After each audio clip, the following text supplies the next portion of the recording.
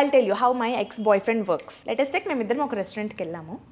వెళ్ళగానే ఫస్ట్ నన్ను అడుగుతాడు, బేబీ నువ్వు ఆర్డర్ చేసుకో. నువ్వు కూడా ఆర్డర్ చేసుకో అని అంటే, లేదు లేదు బేబీ నువ్వే ఫస్ట్ ఆర్డర్ చేయు అని అంటాడు. నేను ఆర్డర్ చేస్తాను. 3 items ఏదో ఆర్డర్ చేస్తాను. 3 items ఆర్డర్ చేసిన తర్వాత నేను తింటా. అప్పటికీ ఆర్డర్ చేయడు.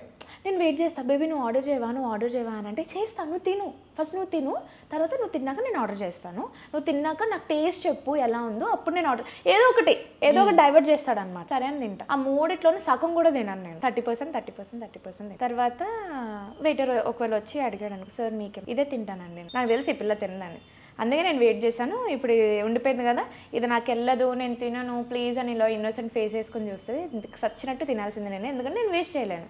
అలా నేను 3 items ఎందుకు చెప్పావు, ఒకటే ఐటమ్ చెప్పుకుని ఒకటే ఐటమ్ తిను అనలేను, ఎందుకంటే తనకి 3 items తినాలని ఉంది, తను తినాలనుకుంటుంది.